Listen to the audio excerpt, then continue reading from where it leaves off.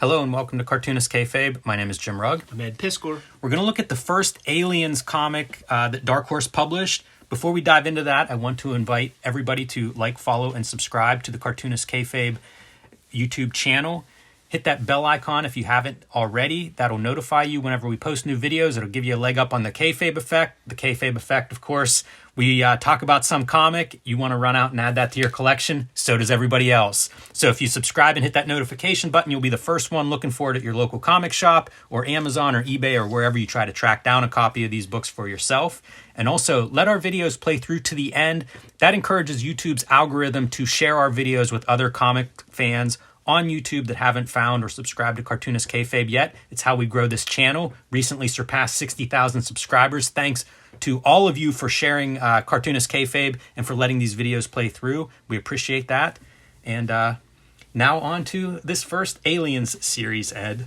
Jimmy, this book, the trade paperback of this series, in Walden Books, as a kid, it existed there. Dark Knight Returns was not in the Walden Books. Watchmen was not in the Walden Books. But there was a haggard ass, it was expensive. I remember it being too expensive to buy, $20 yeah, or something right. like that. When trade paperbacks were like $12.95. But it was there and it was visited, and I was riveted by the duotone artwork. Mark A. Nelson, one of the great outlaw artists. Like, I think like that Chain Gang era, like North Star Comics, like he had cups of coffee like in those kinds of comics. I see Vigil in his work. Absolutely. He also, I believe he's the guy who Hero Illustrated had a how to draw kind of section, and I think he was the guy who at least did some of that. But I think it was Nelson. I think it was for most of my life. I confused Mark Nelson with Nelson. You Demon Nelson, right. Also published by Dark Horse. But yeah, Mark Nelson's art is on point. I mean, the duotone, that was what struck me first. I don't think I saw very much duotone. This might be some of the first duotone I've ever seen. And when you would see it, it would be like a special effect in a Marvel comic. But to see a full comic with that, so I saw this before I saw the Eastman and Laird's non-first comics, Mirage Studios, TMNT comics, and that technique, which is the technique that I'm using in Red Room, by the way, really came on my radar with these comics. You know what? 100%. I think this is as good of Duoshade as any example I can think of to pull out, and he's doing it on the covers. Like, these covers, it's cool to linger. I brought all of these out. We're only going to focus on issue 1, but I brought all these covers because like they're incredible looking, and they're Duoshade cover with color, which you don't see that often. But I mean, these covers just are amazing. Yeah. The reason you usually don't see it with color is because, and when it's used as a special effect, usually there's like a one color approach, like in the Marvel or DC comics, is because of the separations with the dot screens can interfere with the lines of the duotone and create very weird, like you can't predict the moire patterns that would happen. But something about the separations here, like you don't see the dots of the different colors. Yeah, I wonder if they're doing a different color. You know how they have those color sheets that you'd see like some indie comics, some Cloud stuff would be cutting out those color sheets. I wonder if they're doing something like that because it is a relatively limited color palette. I thought you were going to say you don't do it because it's dark, but the darkness fits the alien motif really well. So I don't know, but it's a cool choice because it certainly makes these comics stand out. Yeah, there was in the 80s, Pete Poplawski at Kitchen Sink would color like Spirit Comics and what do you call it, Megaton Man, and they said it was like a laser process, like laser something process. Like, I mean, the colors whatever, but like to get it on the page was some laser something or other. I don't know if it's a photograph. Like sometimes you could see brush strokes, but I wonder if this has something to do with that.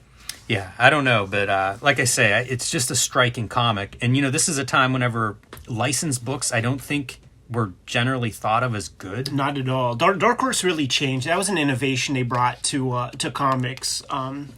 Still, there would be that element of, like, play the hits, like, where all the stuff that would happen in like the movies would happen in these comics. Yeah, we're dealing with characters from Aliens, from that second movie. And I want to just point out these inside covers are really designed cool because they have like an extra piece on the inside of each of these covers that's not taken from the story. It's just a separate piece of art. I see a lot of Tim Bradstreet here. Absolutely. But it continues on with that just great Duoshade. Like, that's the hero of this series for me. That's what these guys would do, is pose peoples and like them properly. And really, there's not much kayfabe artwork. That's just pure imagination, when it comes to the figure drawing part of it. Like, so much accurate lighting. Mark Nelson, one of his other strengths really is the tech. Yes. Want to point out, Mark Verheiden is your writer, also the writer for Predator. Mm-hmm. And I didn't realize how closely together these things are published, because I think there's a Predator ad in the back of this. This is a 4th printing, by the way, so that Predator ad may have been added, as it got closer or something like that. I don't know if that was in here from the beginning, but... and Willie Schubert on your lettering. So that's your creative team for this. Of course, Mike Richardson, publishing from the beginning, Randy Stradley there from the beginning. And they're about, 2.5, 3 years into their publishing. Dark Horse establishes that link to Hollywood right away, both in licensing stuff, but also trying to, create content to send to Hollywood, which is pretty successful at that as well. See Time Cop and Dr. Giggles. There you go. But man, the page designs are pretty innovative. Like, your flashback sequence here with your soft borders, but not just border outlines, but a little bit of design going into those. Yeah, it's gorgeous. It really feels like they had a chance here. I can almost imagine a pep talk to the creators of like, listen, we're being serious here. We're going to make good comics out of this licensed properties. The reading experience wasn't much for me. Like, this is an art focused episode as far as I'm concerned. See, like, the tech of like these like little robots is super sick, and then you see like the old junker ship, mm-hmm. and then like a clean, streamlined, like modern, like the Rolls Royce Bentley type ship coming by. Like that ain't easy. No, and look at the organic drawing in the Duoshade for like the planet, but beneath them. Yeah, it does look like he spattered a little bit, so I hope he had a mask on or something. Yeah, that's the truth. You don't want that chemical in your face. No, definitely not. But again, very innovative layouts. As you're looking through this, that art certainly pops off of these pages. Makes me think he's thinking about the stuff in spreads, which you never heard talk about that in the 80s. No, you didn't. And then boom, your money shot. Probably Yes. should have been on that side of the page, but hey, you do what you can with the script that you're given. He does this like, I think of it as wet, where he has like white media that just dabs in little dots, so it's like little spritzers, mm-hmm. Little wet drops. Yeah, I bet that is put on top. This is, it reminds me of, like, I'll see dudes do that with marker drawings, where they have like that white on top, and it really does create, it's perfect for highlights, volume, wet, whatever effect you want. Like that little bit of white on top really brings it out. Just bought 20 Milky Pens, man, that are my go-tos to put on top of my duotone, basically. Also, by the way, like, I don't know if Mark Nelson came through Pittsburgh, but when I was a kid going to the Pittsburgh Comic-Con and seeing, like, Tim Bradstreet would be there, right? And he would have his portfolio out, and seeing the duotone in real life. Yes. I remember thinking, like, I wouldn't be able to sleep at night. Like, I got to get some of that. I don't know if you could ever get that stuff in Pittsburgh. Look at how beautiful that smoke is. It really is. It feels Wally Woodish. Like Galassi, like all of those guys who like place value in that kind of drawing, with value and tone and photo reference. But it's like, like you can't really draw that from imagination, I don't feel like. But he makes it his own, man. It's really strange. Like, there's a gray back there, and then you can see the Duoshade, like the dark lines that are much bigger. It's almost like there's a screen or something in addition to the Duoshade that he's using. That's just one of the values. Like, that's the light value. I know what you're saying, Ed, but the line work doesn't show up in that light value quite as heavy as like that dark. I wonder what that is, if that's a special Duoshade, like a different pattern. Because do you see what I mean? Like those lines that are going this way are bigger than the lines that are going that way. Well, yeah, you know what, Jimmy? There are there's not just like dot screens. Mm-hmm. Like, there's many different kinds that you could buy. That's just another paper. Yeah, it's very pronounced. I mean, it makes for a very dramatic visual, and I wonder if that's something he figured out and was like, yeah, we can really do something with this. That's the ones that you want. Like when we were playing with methods and materials and stuff at the Kubert school, like they would, if you're sort of the rule of thinking was you want two disparate grays if you're going to start playing with zipatone or duotone. And there are like duotone sheets that you really don't want to fuck with because the grays are too similar. So you want to have like, say, maybe a 20 and a 40. Can we go back just real quick? Because this lighting thing right here is so beautiful, you know, like cutting your... Through the projector. It's so gorgeous. That's such an interesting, that's an observed effect. It is, yeah. And it's something we all know. Right. And if you're at home, who knows how, or if you're a kid, who knows how much of like a projector or having somebody like talk in front of a projection you've seen. But that is such a exact effect like that. And it's captivating. Like as a kid, you will do that and just, you can entertain yourself all day. I like this stuff too. Like they have these excerpts from some, you know, fictitious book. I assume it's fictitious, but it's one more piece of texture on a black and white book where I'm not missing color at all in this book. Like they're able to represent so much stuff through these different pieces. And, you know, again, you go to these inventive page layouts where like now we're looking at screen monitors and even those are being put in perspective, not just like flashed across, you know, Dark Knight style or whatever.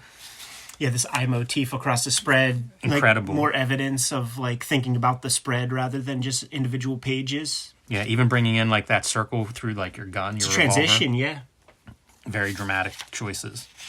Even the lighting, like the receding lights are round, you know, continuing that. Reminds me of Outland or something like Steranko's Outland. And again, building on the Aliens movie, so we have Newt and Hicks, two characters that are coming out of that movie. Which one is Hicks? Bill Paxton? I don't know if that's Bill Paxton, is it? I don't know. I haven't seen that movie in a long time, but that's a good face for... It's good storytelling. Like, he shows up and the chick is a little bit nervous. You keep seeing him in shadow and from behind so that you get, you know, like, you have some experience with this. I do, something like that. You could say that. Cartoonist Kayfabe is brought to you by the comic books that we make. We appreciate you guys supporting our projects and the current stuff that we have on the shelves right now. Jim Rugg, Hulk Grand Design, both issues, Monster and Madness are out there on the stands.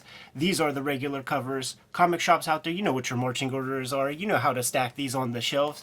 And you got these other variant covers that you could get your hands on to support the work. You got the Jeff Darrow cover for Madness. You got the Ed McGuinness cover for Madness. And with the first issue Monster, Peach Bamboko, the Eddie P, and the Marcos Martin variant covers. Congratulations, Jimmy. I know this was a long project in the works. The other stuff that Jimmy has in print, Plain Janes, the first young adult graphic novel, and various volumes of the hardcover graphic albums of Street Angel are still in print, still in good comic shops, still can be ordered online in volume. Support the work.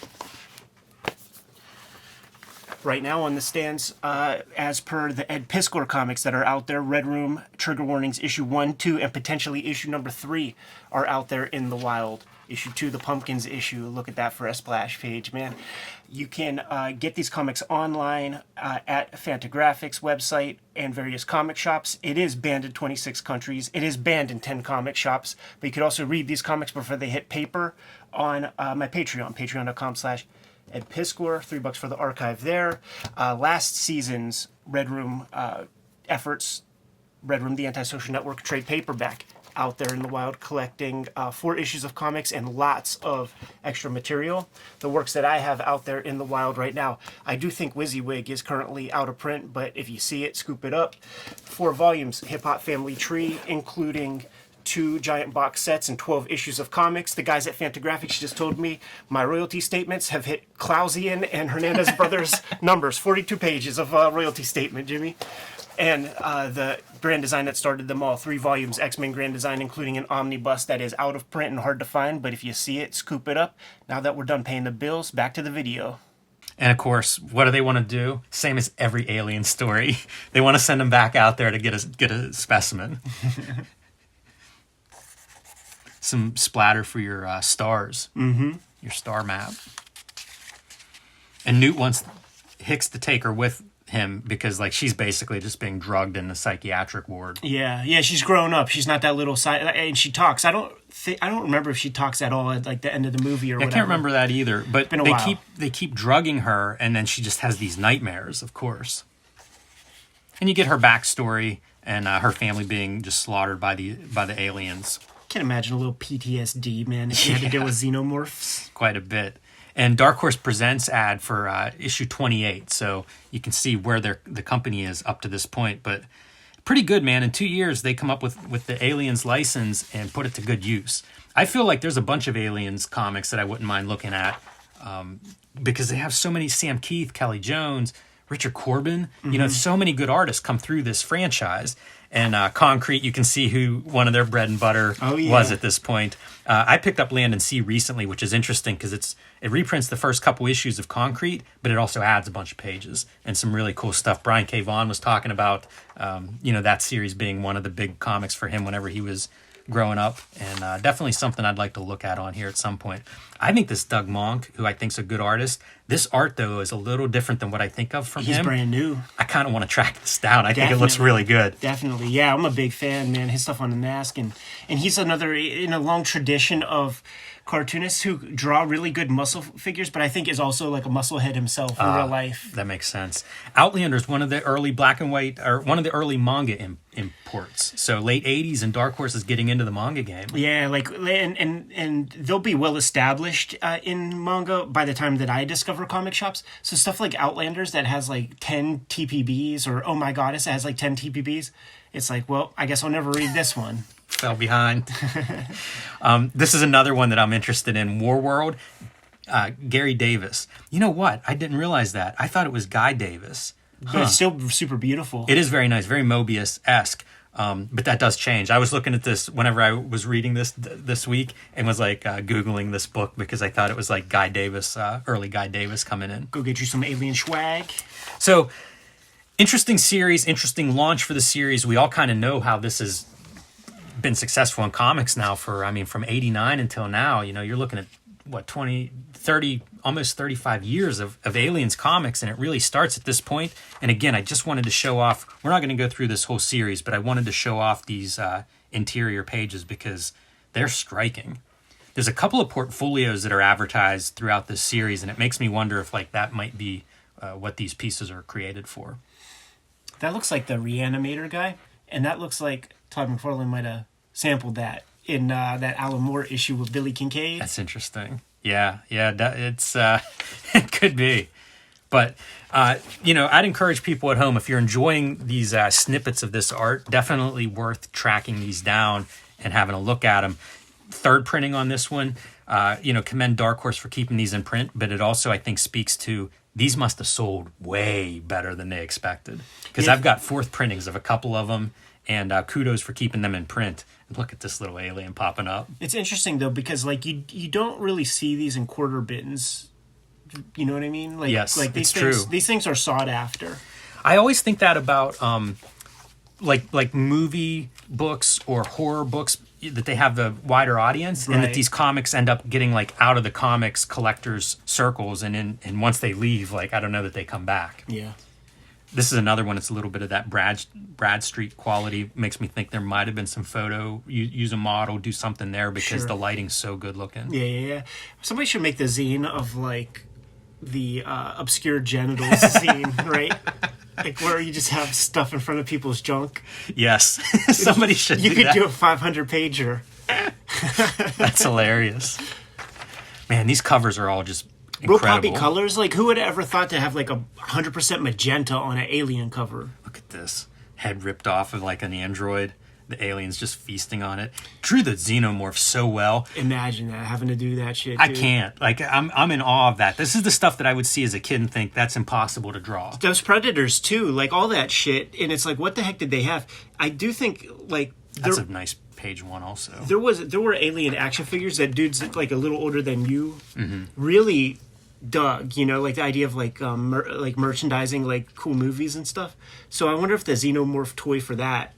Yeah, it could be. Had looked good. Like I can't imagine really, because like you would want some McFarlane type shit. I feel like he should have won like the cover artist that year, the Eisner. Because, I mean, these are spectacular.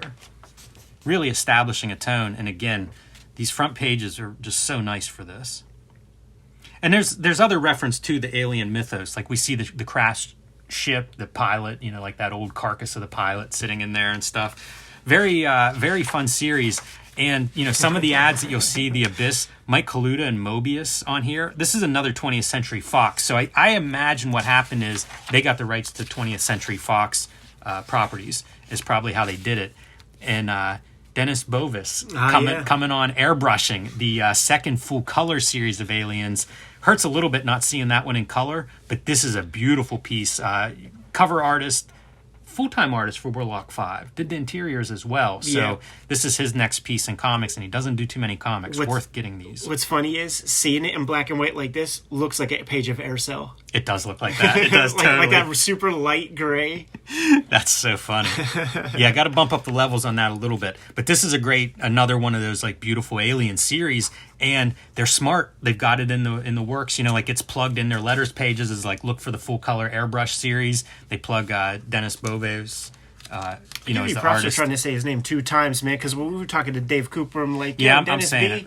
And then he said a word he said 2 words. The first of it is like Denny. Yeah. And that last name, he's like... Many apologies. Nah, it's all good. I give you props, man. But I would take a look at that one as well, because I'd like to work through some of these. Like I said, I just think, one, they're interesting as licensed books, but also like there's some really outstanding artists that contribute to these over the years. Yeah, absolutely, man. They definitely got heavy hitters on these things, man.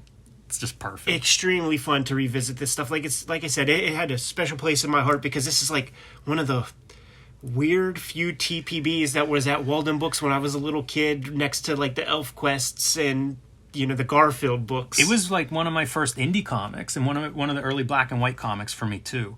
Predator in color, their first series. Mm-hmm. But this stuff was like early black and white comics for me. And like I said, I don't feel like I'm missing color whenever I look at these. It's funny though, man, because like this is Dark Horse color to me. Like you could obscure anything and I could be like, oh yeah, that's definitely Dark Horse color. And I don't know how to describe it. It was just brighter and the separations were just way different. Anyhow, we could go on forever. Are you good to go? Yes. Kayfabers, like, follow, subscribe to the YouTube channel, hit the bell, we'll notify you when new vids are available. What's out there, Jimmy? Hulk Grand Design Monster and Hulk Grand Design Madness are both in comic shops now, wherever comics are sold while supplies last. This is a retelling of the 60-year history of the Incredible Hulk. I am writing, drawing, coloring, and lettering it. Perfect for the first-time Hulk reader or the long-time Hulk fan. And join me on patreon.com/JimRugg. Red Room trigger warnings. Issue 1 and 2 on the stands as we speak. It's possible that issue 3 is out there as we speak. Murder on the Dark Web for Fun and Profit is the name of the game in Red Room Comics. You can find it at better comic shops anywhere, but keep note, it is banned in 26 countries. It is banned in 10 comic shops. But you can order these comics at my link tree in the description below. It'll take you to Fantagraphics. You could pre-order there, or you can read the comics on my Patreon right now as we speak. $3 for the archive there. Put up new strips every Tuesday. What else do we have out there, Jimmy? Subscribe to the Cartoonist Kayfabe e-newsletter at the links below this video. You can also find Cartoonist Kayfabe t-shirts and merchandise at the links below this video. That's another great way to support the Cartoonist Kayfabe channel. Give them those marching orders and we'll be on our way. Read more comics.